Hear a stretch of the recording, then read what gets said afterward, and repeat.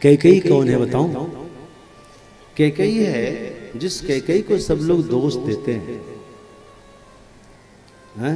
जिसने उस कैकेयी के बारे में जानो। ये कश्मीर की है, ये कैकेयी बहुत सुंदरी है। इसके और भी नाम है, प्रियंवदा, रूपमालिका, रूपमालती, ये सब नाम कैकेयी के हैं। तो राजा कैकेयी की पुत्री होने से कैकेयी, इनके भाई का नाम है युधाजीत। तो एक बार दशरथ जी भ्रमण पर गए हुए थे, युधाजीत से दशरथ की मित्रता हो गई। युधाजीत ने दशरथ जी को अपने महल में लाया और काफी 1 महीना लगभग वहां दशरथ जी निवास किए। तो एक दिन जो है घर के बाहर होता है, किसी काम दोनों खड़े थे, अचानक युधाजीत की बहन जिसका नाम कैकेयी है वो आती है। कैकेयी की खास बात यह है कि है ये स्त्री लेकिन अपने को पुरुष समझती है। आज भी कल की बेटियां भी अपने को बेटा समझती है, वैसे है कोई कमी नहीं है, हम तो प्रशंसा करते ही हैं। तो पुरुषों वाला परिधान पहनती है, बोले बाल को ऐसे लेकर के मोड़ के पगड़ी बना लिया है ताकि लोग समझे कि पगड़ी पहन रखी है, उसका बाल कोई देखेगा नहीं। और तलवार रखती है एकदम पुरुषों वाली, बर्छी रखती है, पूरा श्रृंगार पुरुषों जैसा चलता है। घोड़े पे चढ़ कर जाती है। अचानक जो है उसी समय कैकेयी आती है, बाहर से आती है और सीधे घोड़े से उतरती है और उतर करके ऐसे पगड़ी खोलती है और बाल झाड़ के ठीक करके फिर अंदर जा रही होती है। इस घटना को दशरथ जी ने देख लिया। दशरथ जी, कैकेयी है भी कश्मीर की है तो बहुत सुंदरी है।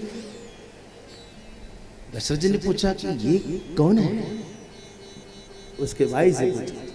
बोले आप नहीं जानते? बोले ना, कहीं बताए कहा? ये मेरी बहन है, कैकेयी नाम है, प्रियंवदा नाम है। अच्छा, तो ये मैं तो समझता था कोई लड़का है, रोज आते जाते मैं देखता तो था, लेकिन एहसास नहीं हुआ कि ये लड़की है। बोले हाँ, ये अपने को लड़की मानती कहाँ है? तो बोली कि कुछ जानती भी है कि खाली लड़का मानने से थोड़ी हो जाएगा।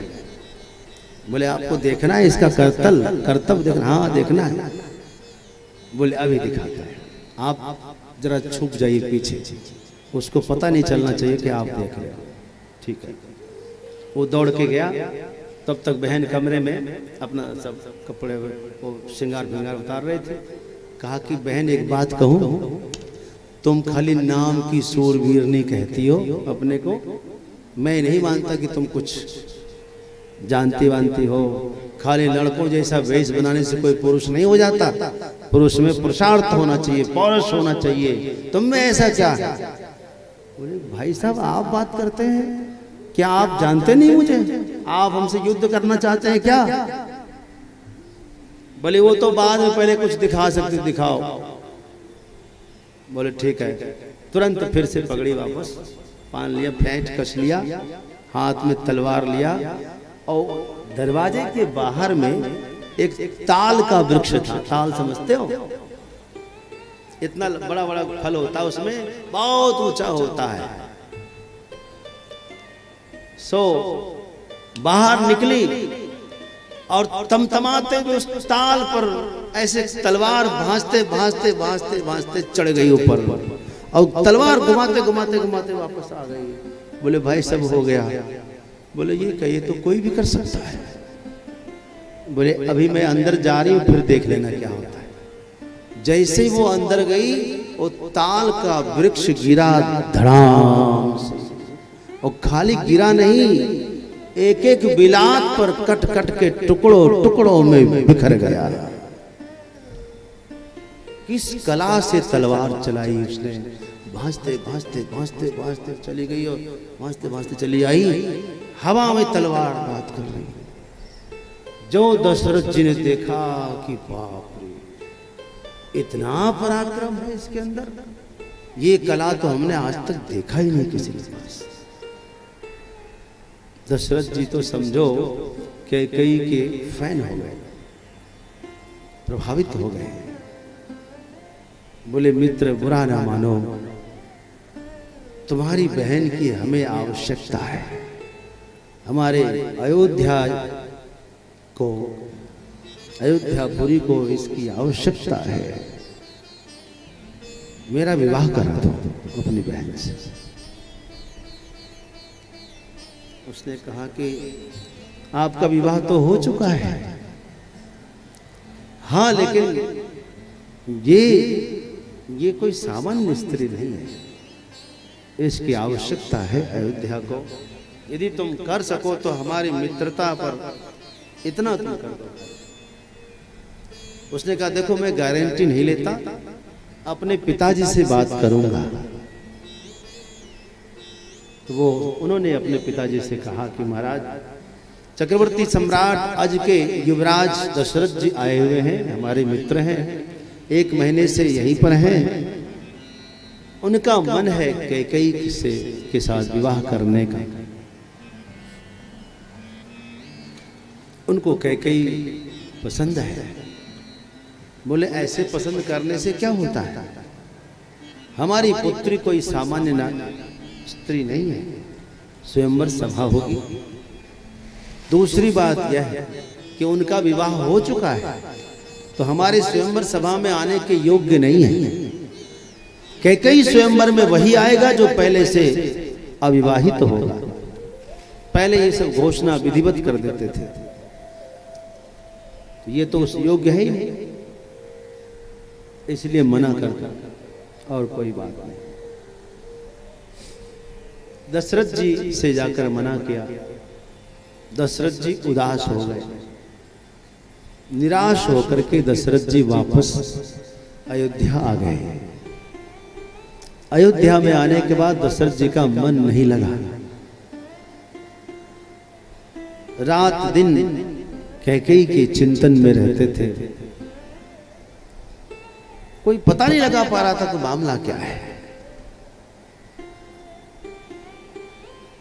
सम्राट अज ने पता किया क्यों नहीं खा पी रहे हैं, क्या स्थिति है, क्यों ऐसे हो रहे हैं, लेकिन कह नहीं पा रहे। गुरुदेव से कहा, गुरुदेव युवराज खाना पीना बंद कर दिया है, बहुत चिंता में। कैसे इतनी चिंता है, पता करो कहां से आ रहे हैं। महाराज विगत 3 महीने की यात्रा पर थे, हमने सुना है कि ये कश्मीर से आया है। सेवकों से पूछो कि कहां कहां गए। जो अंगरक्षक थे उनसे पूछा, तब उसने बताया कि महाराज ऐसी ऐसी घटना घटी है, ये कह नहीं पाएंगे संकोच में। अच्छा, तब तो बहुत अच्छी बात है। कैकेयी ऐसी वीरांगना तो अयोध्या को भी चाहिए, हम प्रस्ताव भेजते हैं। तो अब सम्राट अज का प्रस्ताव पहुंचता है। चिट्ठी पढ़ने के बाद सम्राट कैकेयी नरेश कैकेयी महाराज जो है लिखते हैं महाराजा अश्वपति कि आपका पत्र पाया, अच्छा लगा, किंतु आपका पुत्र हमारी कन्या के स्वयंवर के योग्य नहीं है, क्योंकि वो विवाहित हो चुका है। क्षमा करें, हमारी ये अभिलाषा है कि हमारी पुत्री का जो पुत्र हो वो राजा बने। समझ के जरा सुनना प्रसंग को आप। तो और दशरथ जी का विवाह हो चुका है, इस नाते जो बड़ी बहू है उसका बड़ा पुत्र ही राज्य का अधिकारी होता, ये तो वंश की परंपरा है। अब ये सुख तो मिलेगा नहीं, अतः हम मना करते हैं। प्रस्ताव वापस आया दशरथ जी और वशिष्ठ मुनि बड़े चिंतित हो गए कि बात तो सही है कि कौशल्या का पुत्र जो होगा वही राजा बनेंगे, अब उनकी हम इच्छा पूरी कैसे करें। लेकिन दशरथ जी की चिंता को देखकर, इनकी निराशा को देख करके आखिर में फैसला लिया, चाहे जो हो जाए कैकेयी विवाह तो करना ही पड़ेगा। वापस फिर से खबर को भेजा, महाराज हम तैयार हैं, वचनबद्ध हैं। जब वचन दिया है तब ये विवाह संपन्न हुआ है कैकेयी के साथ में।